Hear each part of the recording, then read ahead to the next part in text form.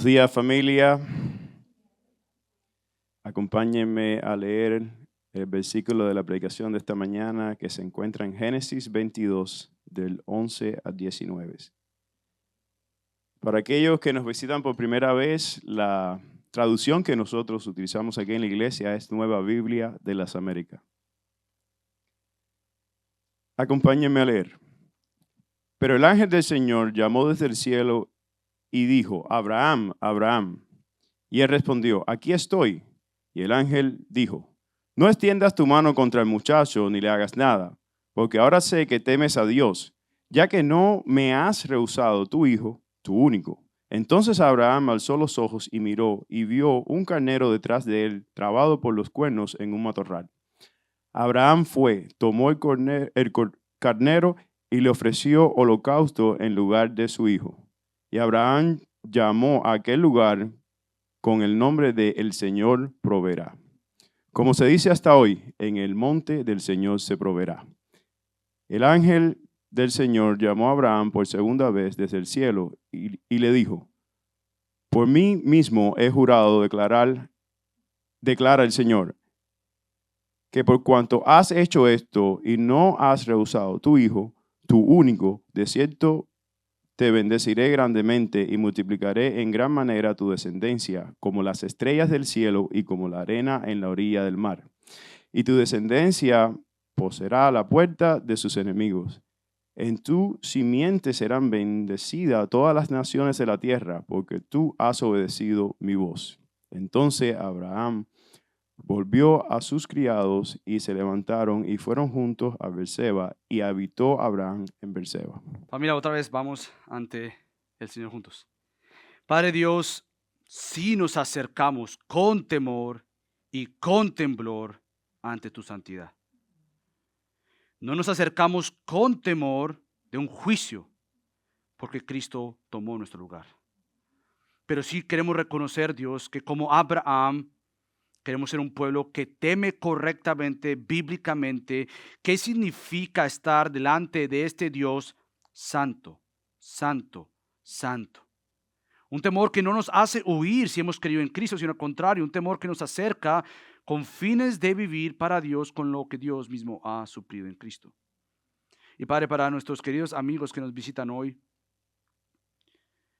que puedan, Dios, entender que sin ti, que sin Cristo, sí hay un gran temor de verse cara a cara con el Dios Santo, sin verse ante este Dios Santo con la provisión gloriosa del Cordero Cristo.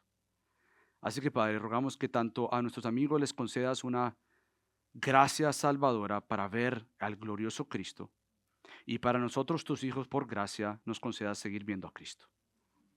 Ayúdanos hoy a verte. En el nombre de Cristo Jesús oramos. Amén. Pueden tomar asiento, familia. Hoy quisiera que subiéramos a la montaña o al monte donde precisamente está Abraham ahorita mismo con Isaac. Hoy vamos a concluir algo, pero yo no quisiera que nos viéramos desde la montaña abajo, es decir, ahí mismo, sino que realmente lo que vamos a ver hoy, necesitamos trepar, subir, lo que hemos tratado de entender. Si Santiago por un lado nos dijo que hay diversas pruebas y por alguna razón como que las pruebas se ubican en la tierra, obviamente, hemos regresado a Génesis y en Génesis ahora estamos ante una montaña, un monte. Hay que trepar para entender lo que ha pasado en ese monte. Hay que trepar para entender y comprender esto glorioso que se ha revelado en este monte.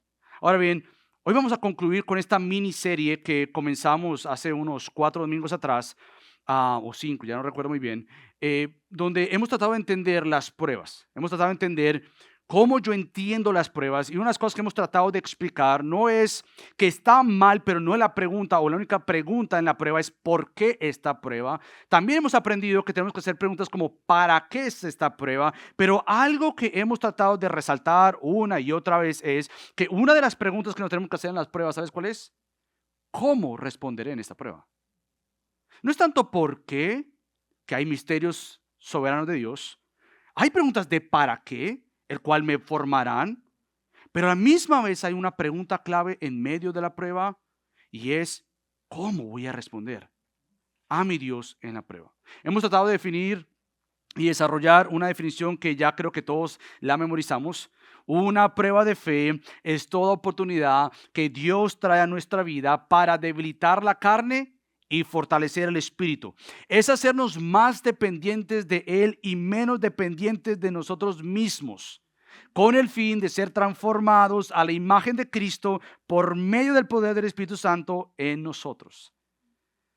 No olvides de esto, no olvides esto. Anótalo, grábatelo, escríbelo para prepararte antes de la prueba, responder ante la prueba a Dios en obediencia y glorificarle en y después de la prueba. Es necesario. También hemos visto algo como, por ejemplo, la fe probada es fortalecida en la prueba. La prueba prueba mi fe, pero la prueba de la fe está ahí por Dios para fortalecer la fe. Entonces, la fe probada es fortalecida en la prueba cuando respondemos obedientemente, en paciencia y confianza en las promesas de Dios.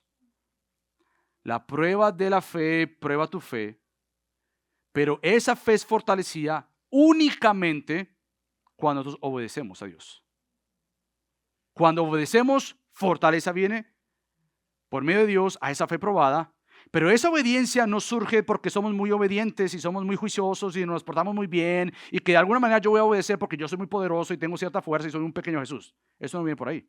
La obediencia está ligada completamente a las mismas promesas de Dios. Entonces, en la prueba yo obedezco no porque soy muy bueno, pero porque en la prueba Dios me ha revelado múltiples promesas, las cuales yo me agarro de ellas. Yo confío en ellas, yo le creo a Dios en estas promesas y más que simplemente decir frases por decirlas, clichés por decirlos, son verdades que ante la agonía de la prueba, tú tomas las promesas de Dios y te aseguras de que tu Dios no fallará porque Él no cambia. Eso es lo que hemos tratado de desarrollar a lo largo de esta miniserie. Es por eso que debemos comprobar y comprender que Dios prueba. Satanás tienta para pecar, para que pequemos, pero Dios gobierna ambas. En conclusión, Dios promete, Dios prueba y Dios provee. Y esta provisión es lo que podríamos agregarle ahí para quitar la P de provisión, pero para ser memorable, Él promete, Él prueba y Él provee. Podrías poner entre paréntesis, Él se encargará. La provisión de Dios, su providencia, es el hecho de que Él se encargará de la prueba que tú has vivido, estás viviendo o pasarás. Tú tienes que creer eso con todo tu corazón. Él se va a encargar. Él no me va a dejar sola, no me va a dejar solo en esta situación. Él está conmigo. Y Él está conmigo no simplemente para que yo cruce mis brazos y espere de alguna manera. Él está conmigo para que en fe y en obediencia yo actúe conforme Él encargarse de proveer en la prueba. Entonces hoy vamos a enfocarnos en esta última nota gloriosa. Nuevamente ustedes saben que yo no canto, pero yo quisiera cantar, tirar una nota alta. Y no lo voy a hacer para no romper los oídos.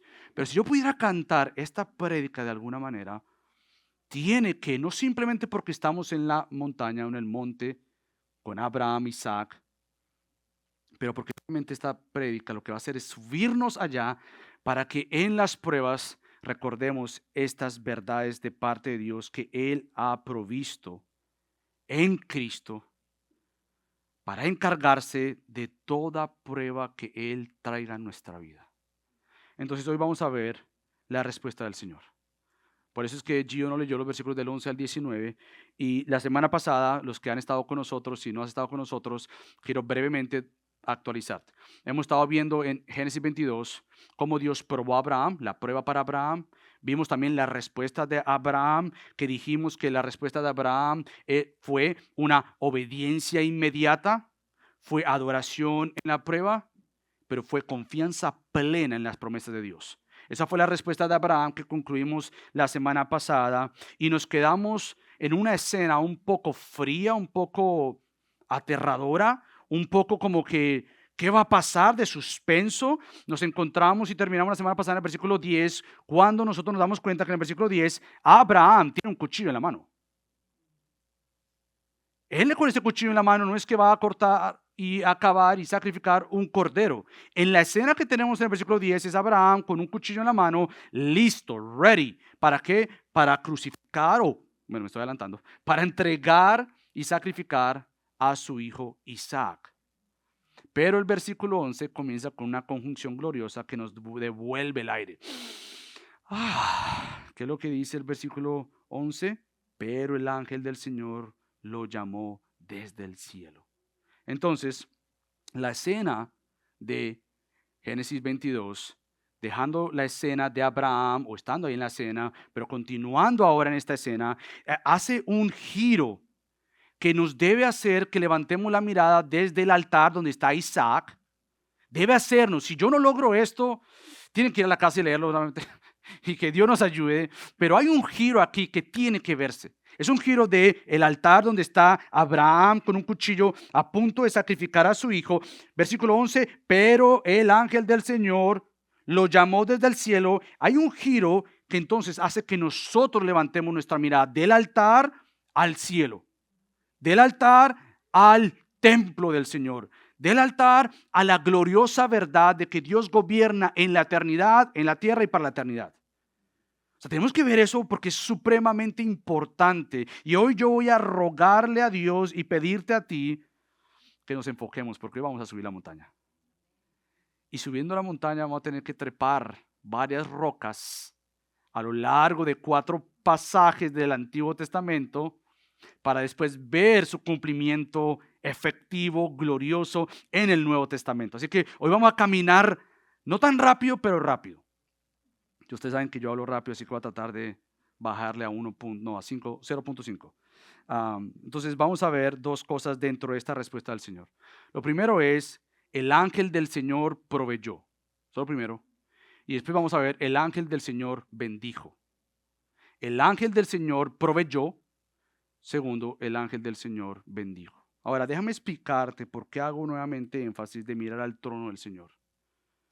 Nuevamente, yo quiero que tú levantes tu mirada de Abraham y de Isaac en el altar y tú levantes tu mirada al trono del Señor. ¿Por qué hago este énfasis en el trono del Señor? Bueno, nuevamente, porque el texto dice, el ángel del Señor lo llamó desde el cielo. Y quizás una lectura rápida del texto, o peor aún, una familiarización del texto. Ya sé esta historia. Eso es un peligro para el creyente. No leas, aunque lo has leído por leer la Biblia. Sí, ya sé qué fue lo que pasó. No, estudia, ve allá. ¿Y por qué? Una lectura rápida de esta frase, el ángel del Señor lo llamó desde el cielo. Sí, ya me conozco la historia. Puede hacer que perdamos de vista una pregunta vital y crucial para entender esto glorioso revelado en ese monte. La pregunta que nos debemos hacer al texto y nos hacemos nosotros es, ¿quién es este ángel del Señor? ¿Cómo es posible que en el monte que Dios le había dicho a Abraham, yo te espero allá, te voy allá, voy a ir allá, ve allá, y que en la escena donde el momento más crucial e importante del texto, ese punto más alto, donde él va a sacrificar a su hijo, lo que encontramos es una voz del cielo? Detente ahí. Detente ahí. Nuevamente, el tema de los ángeles para algunos de ustedes es fascinante. Es algo obviamente extenso que yo no voy a estar hoy explicando lo que son los ángeles. Porque nuevamente lo que sí quiero decir es que los ángeles son criaturas, de alguna manera como tú y yo y como yo, que somos criaturas, somos diferentes, pero somos criaturas creados por Dios. Pero los ángeles en la Biblia tienen una función particular y es que ellos van a adorar al Señor. Son criaturas que adoran al Señor, pero como criaturas angelicales también sirven al Señor en todo asunto celestial como terrenal. Ellos sirven al Señor. Ahora bien, esta frase, el ángel del Señor, no es cualquier ángel. ¿Sabes por qué? Porque no es un ángel. Y es lo que yo quiero que tú veas, porque precisamente mi oración es que Abraham en el momento de la obediencia, para ejecutar o hacer la obediencia, se encuentra con alguien glorioso. glorioso que yo quiero que tú lo veas para cuando te encuentres en la prueba, no pierdas de vista a este glorioso que vamos a ver en estos próximos minutos. Entonces, la palabra detrás de ángel puede también ser traducida como mensajero o enviado. Aunque lo traducimos normalmente como ángel, esa palabra que está ahí en el hebreo también puede ser traducida como lo es en el Nuevo Testamento en griego, como mensajero o enviado. Entonces, cuando nosotros entendemos que esa palabra o esa frase pudiera ser traducida como el mensajero con M mayúscula o el enviado con una E mayúscula, llamó a Abraham desde los cielos. Nuevamente, ¿quién es este mensajero o enviado, o como nuestra traducción lo mantiene, el ángel del Señor? ¿Quién es este ángel del Señor? Nuevamente, en toda la Biblia, en el Antiguo Testamento por lo menos, aparece más de 79 veces esta frase. Entonces uno tiene que hacer un estudio para ver, ok, ¿quién es este ángel? Porque usa rápidamente una palabra técnica, un artículo definido que quiere decir el ángel. No usa uno de los ángeles o los ángeles en plural. El ángel del Señor. Y cuando tú ves a lo largo del Antiguo Testamento, tú te tienes que dar cuenta que no es cualquier ángel porque no es un ángel. Algo glorioso está pasando aquí que yo quiero que tú veas, porque Abraham lo vio en su momento de la prueba. Él pudo ver, escuchar algo glorioso que lo sostuvo en la prueba. Entonces yo quiero caminar contigo por 4 ejemplos. Tú dirás, bueno, pastor, vamos a 4 ejemplos para entender esta frase. Yo creo que sí. Y yo voy con esto a algún lugar. Entonces tienen que ser pacientes y estudiosos para ir conmigo a estos 4 capítulos de la Biblia y ver que lo que vemos en Génesis 22, versículo 11 en adelante, es nuevamente algo glorioso. En la prueba de Abraham, en su gran prueba, se le reveló, se le mostró al glorioso. Puede ser que en las pruebas, lo que tú más estás perdiendo de vista es al glorioso que se quiere mostrar en tu prueba. Y lo que yo quiero que aprendamos es que en las pruebas, cuando mi fe se nubla, cuando mis ojos tienen ojos solamente para ver lo terrenal o vista para lo terrenal y perder de vista lo celestial, en las pruebas, Dios usa las pruebas para revelarme más de su persona. Y esto fue un ejemplo de Abraham. Entonces, rápidamente en el Antiguo Testamento, yo quiero que vayamos a Génesis 16. Regresar atrás. Esta frase, la primera vez que ocurre es en Génesis 16. Y sabes, ocurre en la historia del ángel del Señor con Agar. Y sabes qué es lo que pasa cuando después el ángel del Señor se le aparece a Agar y le dice, mira, tú tienes que escuchar, obedecer, regresa, yo voy a cuidar de Ismael, yo haré todo esto. Agar entiende, ok, yo entiendo que el ángel del Señor me visitó, pero mira las palabras que concluyen en el capítulo 16, y si no me equivoco es el versículo 13. Pero fíjate lo que dice acá. Agar llamó el nombre del Señor que le había hablado. Está hablando con el ángel, pero mira lo que el texto dice. Agar llamó el nombre del Señor que le había hablado. Tú eres un Dios que ve. Porque dijo, estoy todavía con vida después de ver a Dios. Si tú conoces el contexto, es el ángel del Señor que ha estado hablando con ella. Y es ella la que concluye que después de hablar con el ángel del Señor, ella concluye y le atribuye a este ángel enviado, mensajero, es que yo he visto a Dios. Es que yo le he visto y lo glorioso es que le he visto y sigo con vida. No es cualquier ángel, es mucho más que un ángel porque no es un ángel. No simplemente tenemos esta historia, pero a lo largo de la Biblia tenemos otros ejemplos. Por ejemplo, no sé si recuerdas, un ejemplo clásico y vital es Éxodo. Éxodo capítulo 3, tú tienes que reconocer y entender que estamos en Éxodo 3 y hay un judío, un hebreo que se escapó de Egipto y está pastoreando unas ovejitas, y en ese momento Moisés se encuentra con algo glorioso. En Éxodo 3, versículo 2 dice, y el ángel del Señor se le apareció en una llama de fuego, pero la zarza no se consumía. Versículo 4, cuando el Señor vio que Moisés se acercaba para mirar, recuerda, el ángel del Señor, el Señor ahora ve que Moisés se acerca para mirar, Dios lo llamó de en medio de la zarza. Espérate, está hablando de que quien estaba en medio de la zarza era el ángel del Señor, pero ahora es Dios en medio de la zarza. ¿Cómo entendemos estos textos? Y dijo, Moisés, Moisés. Y él respondió, aquí estoy. Entonces Dios le dijo, no te acerques aquí. Quítate las sandalias de los pies, porque el lugar donde estás parado es tierra santa. Y añadió, yo soy el Dios de tu padre, el Dios de Abraham, el Dios de Isaac y el Dios de Jacob. Entonces Moisés se cubrió el rostro porque tenía temor de mirar a Dios. Encontramos que Agar entonces concluye diciendo, ¿puedo yo todavía seguir viviendo cuando he visto a Dios? Y era un ángel, el ángel que le estaba hablando, el mensajero, el enviado. Moisés en este texto tan conocido sobre la santidad misma de Dios, porque no es que la tierra era santa, era que la misma presencia del Señor hacía que su alrededor fuera santo. Entonces, parece que Moisés no tiene ningún problema, ni en Éxodo, ni en Génesis, porque él escribió, en escribir que la frase de el ángel del Señor podría ser, y está interpretando, que es un enviado, es un mensajero del Señor, y este enviado y mensajero del Señor es Dios. No simplemente esto, sino que también ahora en Jueces. El autor de Jueces, que no sabemos quién escribió Jueces, pero el tiempo de los jueces es muy importante y muy glorioso. Y el autor de Jueces atribuye a el ángel del Señor, el enviado y mensajero del Señor, el acto más glorioso del Antiguo Testamento, la redención, la liberación del pueblo de Israel de la esclavitud en Egipto. Fíjate cómo dice el texto en Jueces 2:1. El ángel del Señor subió de Gilgal a Boquim y dijo a los israelitas, yo los saqué a ustedes de Egipto y los conduje a la tierra que había prometido a sus padres y les dije, jamás quebrantaré mi pacto con ustedes. ¿Saben qué es esto tan glorioso? Ustedes recuerdan que en Éxodo hay una pregunta al faraón.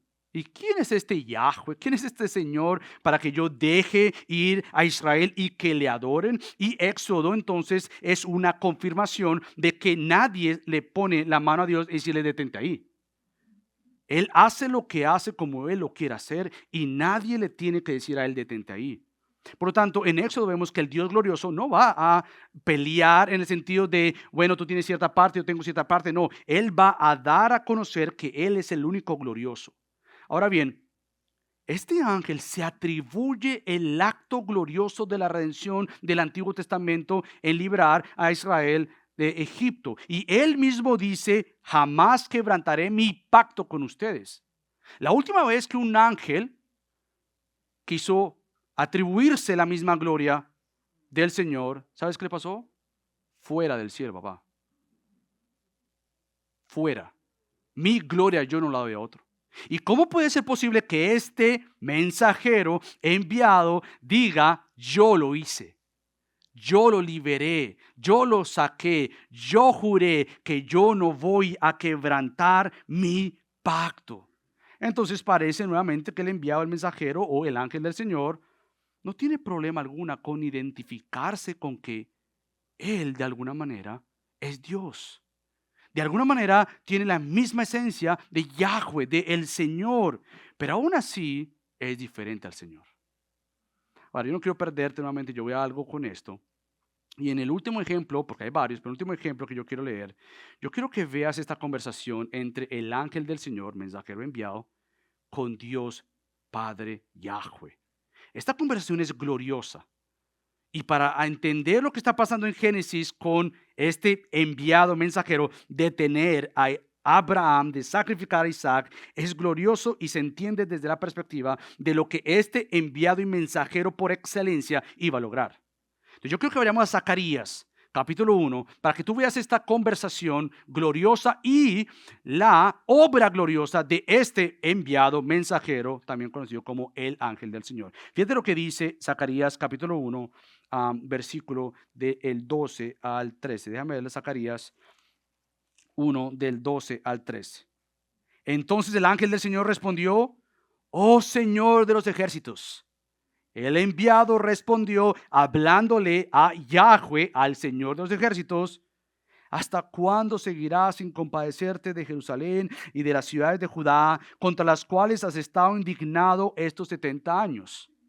Responde el Señor, y el Señor respondió al ángel que le hablaba, al mensajero, al enviado que hablaba conmigo, palabras buenas, palabras consoladoras. Y fíjate cómo es esta relación tan gloriosa, ya mostrada en el capítulo 3 de Zacarías. Ve conmigo a Zacarías y vamos a leer el capítulo 3, perdón, versículos del 1 al 5. Entonces me mostró al sumo sacerdote Josué, que estaba delante del ángel del Señor. Josué, sumo sacerdote, delante del ángel del enviado, y cuando está delante del enviado, quiere decir que tiene que responder a un juicio. Está delante de este enviado y tiene que responder a este enviado, pero fíjate lo que pasa ahí.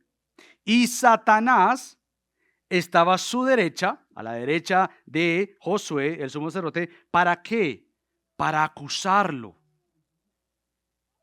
Y el Señor, yo sé que nuestra traducción pone el ángel del Señor, pero esa no está en original, mantengamos como está. Y el Señor, Yahweh, dijo a Satanás: el Señor te reprenda, Satanás. Repréndate el Señor que ha escogido a Jerusalén. ¿No es este un tizón arrebatado del fuego? El Señor directamente enjuicia, condena y acusa al acusador. Yo no quiero perderte, pero ahora veamos brevemente la obra gloriosa de este mensajero enviado del Señor. Fíjate lo que dice el versículo del 8 al 9. Déjame seguir leyendo, perdón. Josué estaba vestido de ropas sucias, en pie delante del ángel Señor, y este habló y dijo a los que estaban delante de él, del ángel: quítenle las ropas sucias. Y a él le dijo: mira, ese es el ángel del Señor, mira, he quitado de ti tu iniquidad y te vestiré con ropas de gala. Después dijo que le pongan un turbante limpio en la cabeza, y le pusieron un turbante limpio en la cabeza y le vistieron con ropas de gala, y el ángel del Señor estaba allí. Ahora ve los versículos del 8 al 9 brevemente. Escucha ahora, Josué, sumo sacerdote, tú y tus compañeros que se sientan ante ti, que son hombres de presagio, pues yo voy a traer a mi siervo, el renuevo. Porque la piedra que he puesto delante de Josué, sobre esta única piedra hay 7 ojos. Yo grabaré una inscripción en ella. Declara el Señor de los ejércitos. Y dice: y quitaré la iniquidad de esta tierra en un solo día. Ahora, querida iglesia, la diferencia es clara, tanto de entre el Señor Yahweh con este enviado y este mensajero. El Señor juzgó a Satanás y el enviado ordenó que le quitaran la ropa sucia de Josué, porque él dice: yo he quitado tu iniquidad. El Señor prometió enviar a este siervo, a este renuevo, y nuestra traducción te lo ayuda a ver con mayúsculas. No es cualquier mensajero, no es cualquier siervo, no es cualquier renuevo. Y dice: y en un solo día quitaré la iniquidad de la tierra. Ahora, con este breve estudio, yo te pregunto, amada iglesia, ¿quién es este ángel del Señor? ¿Quién es este enviado? ¿Quién es este mensajero que se encuentra con Abraham en este monte? ¿Quién es este? Bueno, no hay otro mensajero. No hay otro enviado. Porque no hay otro Salvador que no sea Jesús. Abraham, que iba a la montaña o al monte a sacrificar a su hijo, vaya en obediencia a Dios, adorando a Dios, confiando en las promesas del Señor. Y esto fue evidente y claro en que Abraham temió más al Señor que lo que él iba a perder en la prueba.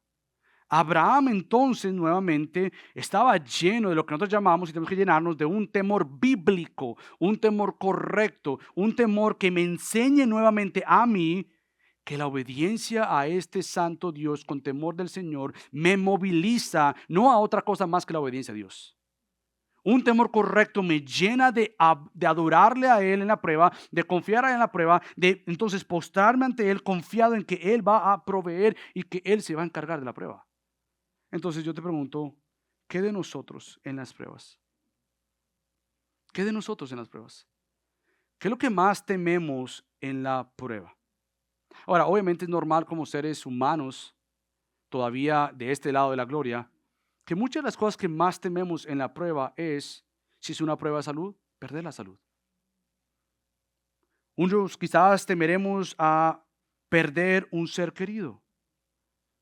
Y si esa es la prueba que Dios quiere para mi vida, perder a un ser querido, yo le temo a eso, podrían decir algunos. Quizás sea una prueba de perder mi trabajo. ¿Qué hago si pierdo mi trabajo?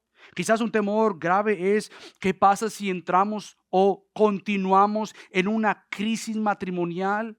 ¿Qué pasa cuando nos encontramos, o peor, con una crisis también difícil de problemas con nuestros hijos? Quizás algunos de ellos que han rechazado a Cristo, no le confiesan, no le adoran, no quieren saber nada de Cristo. ¿Qué pasa en todos estos momentos de prueba? Bueno, tú tienes que tener ante toda prueba terrenal, lo que hemos estado tratando de ver, y ese texto nos enseña, tú tienes que tener no la vista en lo terrenal, pero la vista en lo celestial. Ante las pruebas de nuestro día a día, nosotros tenemos que levantar nuestra vista a lo celestial. Esto quiere decir que debemos ver a Jesús para temerle y obedecerle. ¿Sabes por qué?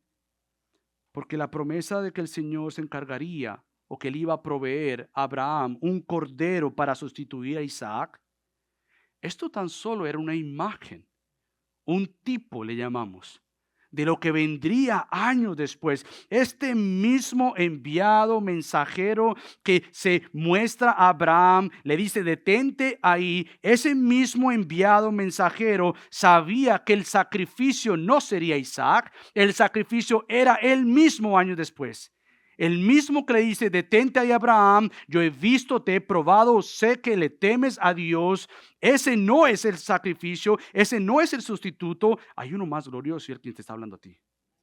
Detente ahí, porque vendrá un día nuevamente donde el sacrificio no sería Isaac, sino el sacrificio es el enviado, el mensajero, Cristo por nosotros. Entonces, es por eso que en las pruebas, Pablo puede llegar a decir algo tan glorioso que tú tienes que recordar en medio de las pruebas, levantar tu mirada. Y Pablo en Romanos 8, en un contexto de sufrimiento, de aflicción, un contexto donde la tierra gime porque todavía ha sido puesta bajo no dar el fruto que es por juicio de parte de Dios por el pecado. Y estamos en una tierra manchada por el pecado, con aflicciones, con pruebas. Y Pablo llega a decir lo siguiente en Romanos 8. Entonces, ¿qué diremos a esto? A todas estas aflicciones, a todas estas pruebas, y él sigue más adelante, pero dice, ¿qué diremos a esto? Si Dios está por nosotros, ¿quién estará contra nosotros? Si Satanás quiso acusar al sumo sacerdote Josué, como vimos en Zacarías, y el Dios Santo le dijo, detente ahí, no porque las acusaciones que posiblemente Satanás vaya a traer de Josué o de tuyas o mías sean falsas. Él conoce nuestros pecados.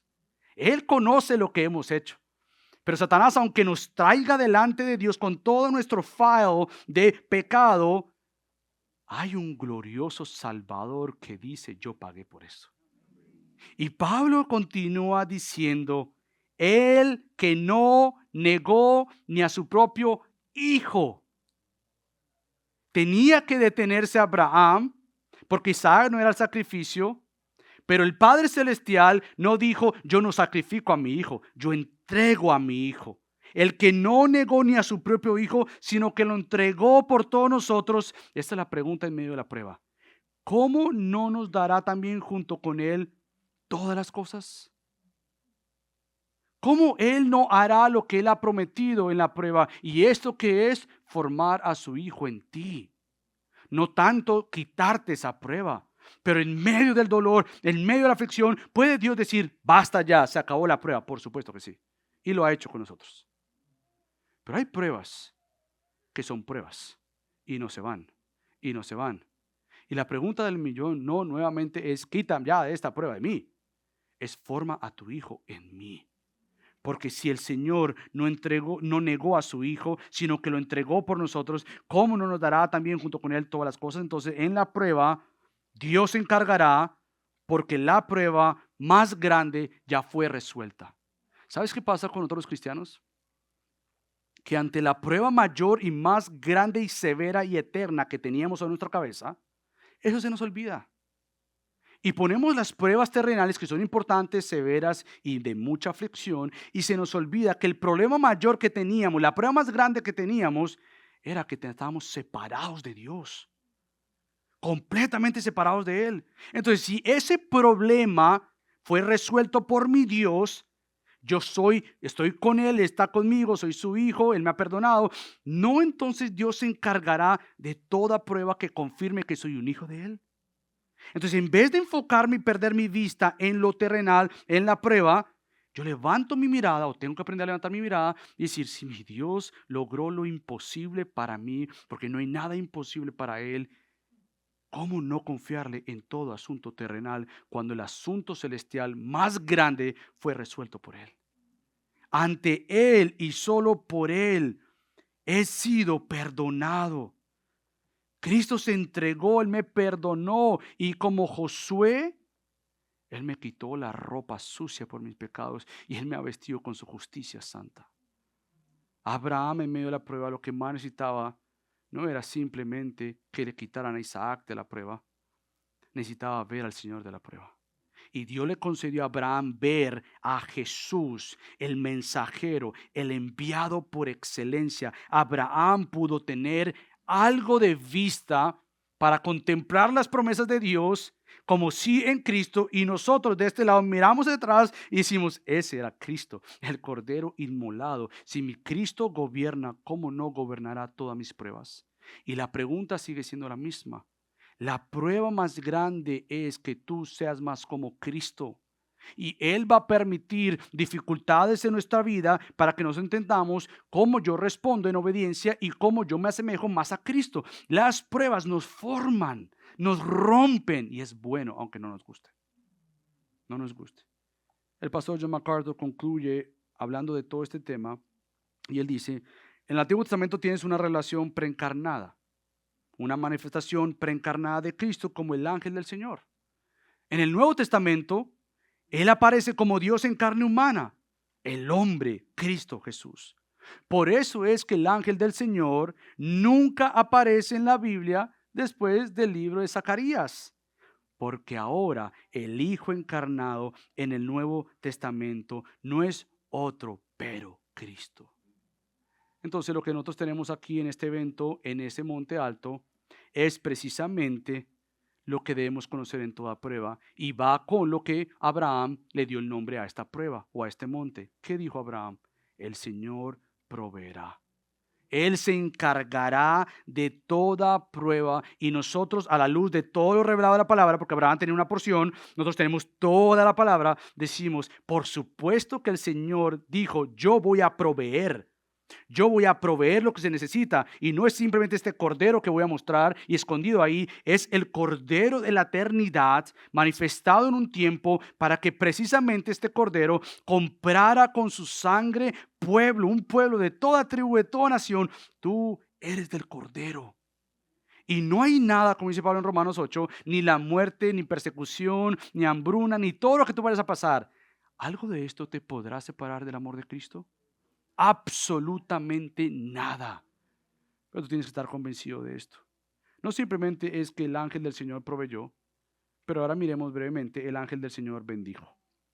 En el versículo ya 15 en adelante, vemos entonces que este enviado, este mensajero, o ya podemos decir Jesús, vuelve a llamar por segunda vez a Abraham desde el cielo y le dice, por mí mismo juro.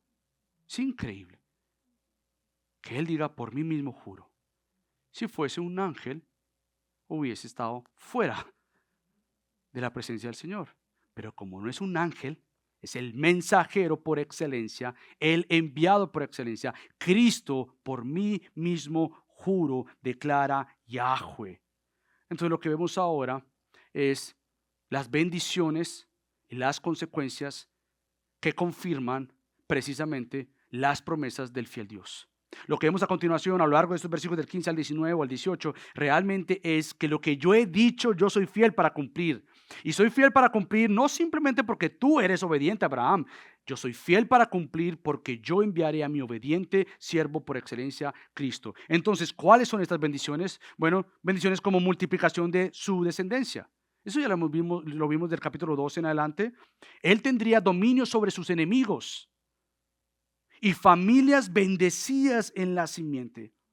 Entonces, así como nos hicimos la pregunta de quién es este ángel del Señor, tenemos que hacer otra pregunta y es, ¿cuándo se cumpliría que las naciones, las personas, las familias serían bendecidas? ¿Cuándo se cumplirá que Él tendría dominio sobre sus enemigos? ¿Cuándo es que se cumplirá la multiplicación de su descendencia? ¿Cuándo es que estas promesas, bendiciones que vemos del versículo 15 al 18 se cumplirán? Bueno, el Señor había prometido un descendiente, una simiente, pero no era Isaac. Eso lo que vemos es tan solo una imagen nuevamente de lo glorioso que es la simiente verdadera y gloriosa que fue revelada desde el Génesis 3:15. Ustedes conocen Génesis 3:15. Pondré enemistad entre tú y la mujer y entre tu simiente y su simiente. Él te herirá en la cabeza y tú lo herirás en el talón. Nuevamente, tanto la promesa de la simiente a Eva como la promesa a la simiente de Abraham nos tiene que llevar a un encuentro con Jesús. Si el ángel mensajero enviado nos permite ver a Jesús en su revelación, en su manifestación a Abraham, de igual manera la promesa, bendición de que todas las familias que le pertenecen a la simiente serían bendecidas. Que Él tendría a sus pies a todos sus enemigos. ¿Quién más sino nuestro Salvador Jesucristo? Entonces, la bendición más grande que tú y yo tenemos es Cristo. Por tanto, en toda prueba, por más que hayan otras cosas que se acaben o terminen, porque estamos de este lado de la gloria, tu Cristo jamás se acabará. Tu Cristo reina por siempre y para siempre. Entonces, nuevamente, si lo que encontramos aquí son bendiciones que el Señor proveerá, el Señor se encargará, el Señor llevará a cabo sus propósitos. Sí, probó la fe de Abraham, pero el resultado de la fe de Abraham no es Abraham, es lo que él creyó que el Señor iba a hacer. Y lo que el Señor iba a hacer era más allá de aguantar a Isaac o quitar a Isaac, era que él iba a entregar un cordero. Porque al entregar ese cordero, grandes bendiciones traería este cordero. Y este cordero logró la realidad de que aquellos que le pertenecen sean conocidos como los benditos de Dios, los bendecidos de Dios. No porque andemos en abundancia material, pero porque andamos en abundancia espiritual en Cristo. Entonces, con esto en mente, yo quiero que vayas ahora a Gálatas. Yo te dije que íbamos a estar en una montaña, trepando y trepando, y poco a poco ver a Cristo, ver a Cristo. Vimos en el Antiguo Testamento 4 capítulos que te mostraron a Cristo. Ahora vamos a Gálatas, porque el apóstol Pablo toma esto de Génesis 22 y dice, ahí está, no era Isaac, no era Abraham, obvio, no era Ismael, este es Cristo. Fíjate lo que Pablo dice en Gálatas capítulo 3, versículos del 7 al 9. Por tanto, sepan que los que son de fe, estos son hijos de Abraham. La Escritura, previendo que Dios justificaría a los gentiles, las familias de la tierra, por la fe, anunció de antemano el Evangelio, las buenas nuevas a Abraham, diciendo, en ti serán benditas todas las naciones. Así que los que son de la fe, bendecidos con Abraham, el creyente. No simplemente esto, sino que ahí mismo en Gálatas 3, fíjate lo que dice el versículo del 13 al 14. Cristo nos redimió de la maldición de la ley, habiéndose hecho maldición por nosotros, porque escrito está, maldito todo el que cuelga de un madero, a fin de que en Cristo Jesús la bendición de Abraham viniera a los gentiles para que recibiéramos la promesa del Espíritu mediante la fe.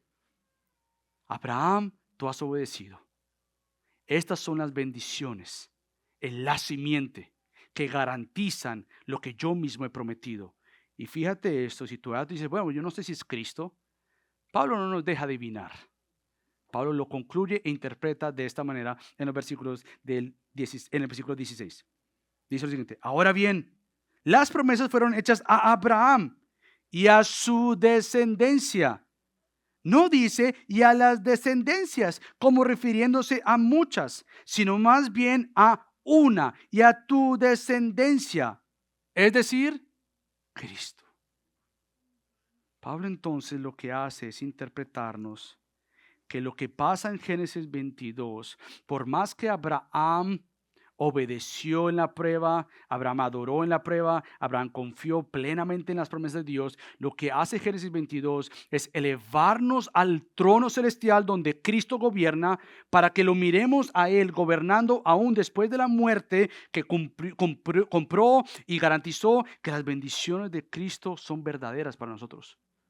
Por eso es que Pablo llega a decir en 2 Corintios que Cristo es nuestro amén. Él es quien ha garantizado todas y cada una de las promesas de Dios. Entonces, es necesario, querida familia, que ante las pruebas de la vida, tú tengas una perspectiva celestial de lo que sí era tu gran prueba, separación de Dios, pero ahora por su gracia tú eres un hijo de Dios. Ante toda prueba terrenal, tienes que ver a Cristo. Tienes que ver a Cristo. La pregunta debe ser una y otra vez en la prueba: ¿cómo vemos a Cristo en la falta de un local? ¿Cómo vemos a Cristo en el proceso de aprender? ¿Cómo vemos a Cristo en el proceso de madurar? ¿Cómo vemos a Cristo, como yo oraba esta mañana, en el proceso de tomar decisiones más sabias, más seguras? La pregunta del millón siempre va a ser: ¿cómo estoy viendo a Cristo exaltado y glorificado para yo obedecerle? Si tu prueba hace que lo que se vea sea la prueba, tú no estás viendo a Cristo. Tú no estás viendo a Cristo. Si lo que hablas es de la prueba y de la prueba y de lo que te está pasando y lo que tú estás pasando y esto y lo otro, lo que te hicieron, lo que tú hiciste, y te quedas ahí, tú no estás viendo a Cristo. Y es muy fácil para nosotros como creyentes ser creyentes que se quejen de la prueba, pero que no vean a Dios en la prueba. Y así como aprendimos la semana pasada, ¿cómo sé que yo respondo en obediencia? En cómo estás luciendo como Cristo. ¿Cómo yo sé que yo veo a Cristo? En cómo estás luciendo como Cristo. Es la misma respuesta a dos preguntas, podríamos decir diferentes, pero nuevamente tienes que creer que tú eres bendecido en Cristo. Eres un hijo de Dios por Cristo. Eres amado en Cristo, eres perdonado en Cristo, justificado en Cristo, cuidados en Cristo, siendo formados a la imagen de Cristo. Las pruebas entonces deben ayudarnos a ver que lo más glorioso de mi vida no es lo que yo poseo, si es mi salud, y que cuando venga la prueba se pierda la salud, sino que en la prueba lo más glorioso ni siquiera es mi matrimonio, no que sea una excusa para acabarlo, pero precisamente en mi matrimonio siendo probado, yo tengo que ver a Cristo glorificado en mi matrimonio. Si la prueba de mi fe hace que yo haya atesorado y abrazado a mis hijos y Dios dice: te estoy trabajando en ti y en ellos, yo suelto esto para confiarlo en Dios. Y si yo confío en ti, yo confío en ti. Cualquiera que sea la prueba de nuestra vida, nuevamente tiene que confirmar que nosotros estamos teniendo un encuentro a diario con Jesús. Si tú no estás teniendo un encuentro a diario con Jesús, te va a costar tener un encuentro con Jesús en la prueba. Vas a poder hacerlo por su gracia, pero para eso tienes que verle a Él glorificado. Tienes que verle y creer en la promesa gloriosa que yo pienso que Pablo igual toma de esto de Génesis 22 y llega a decir tal cosa en 1 Corintios 10:13. No les ha sobrevenido ninguna tentación o prueba que no sea común a los hombres. Y esto decimos, aquí nadie puede decir esta prueba mía es única. No, todos tenemos pruebas diferentes, algunas iguales, pero no hay ninguna prueba única para un ser humano. Fiel es Dios, dice Pablo, que no permitirá que ustedes sean tentados o probados más allá de lo que puedan soportar. Y escucha esto, que esto es glorioso y lo vemos en Génesis 22.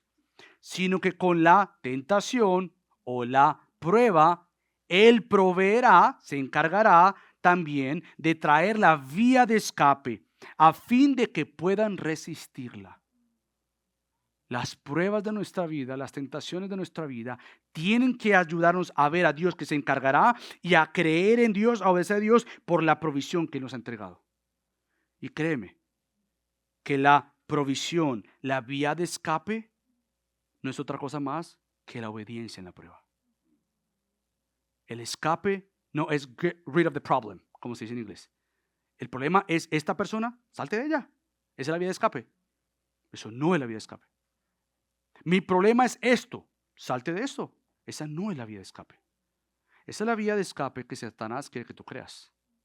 Porque la vía de escape que Dios provee siempre tiene que apuntarte a que tú conozcas el carácter santo y precioso de tu Dios. La vía de escape me lleva a saber que Él va a proveer según su buena provisión para que yo le conozca y le obedezca más. Entonces, nunca estás solo en ninguna prueba. No, pastor, yo estoy solo o si estoy sola en esta prueba. Bueno, puede ser que nadie esté a tu alrededor, pero hay uno que nunca te deja. Ese es tu Dios. Y como Él no te deja, Él usa su iglesia. Querido creyente, miembro de Gracia o Gracia, tú necesitas tu iglesia. Querido creyente, que no es miembro de Gracia o Gracia, tú necesitas la iglesia. Querido amigo o amiga que nos visita y no conoce de Cristo, tú necesitas de Cristo y tú necesitas de su iglesia. Dios ha provisto medios de gracia para revelarte y mostrarte en la prueba que no estás solo, que no estás sola, que Él está contigo, te acompaña, pero tú tienes que creerlo y vivirlo. ¿Sabes por qué? Porque hay uno que anda como un león rugiente, mirando a quién devorar. Y lo que le encanta a este león rugiente es hacerte creer que Dios no se puede encargar de tu prueba. Y que por lo tanto, de alguna manera, tú tienes que encargarte de eso. Pero sin Dios no hay prueba que vaya a ser una prueba de madurar tu fe. Tú necesitas al Señor como yo necesito al Señor. Por lo tanto, las pruebas que Dios vaya a traer a nuestra vida o haya traído, tenemos que recordarnos que son gobernadas por Dios. Y que son usadas por Dios. Se debe ver el fruto de que después de una prueba tú eres más maduro, eres más madura, eres más sólido, más firme. No en tu propia convicción de que tú sabes hacer las cosas, pero precisamente las pruebas que han venido a tu vida te hacen más humilde en el sentido de olvidarte de ti y que tú eres el centro del universo. Pero que hay uno que lo gobierna todo. Y trae toda oportunidad para que recordemos que la gran bendición de nuestra vida es Cristo. Que la gran provisión de nuestra vida es Cristo. Por lo tanto, ante la tentación, ante la prueba de la tentación, se juega tu deleite.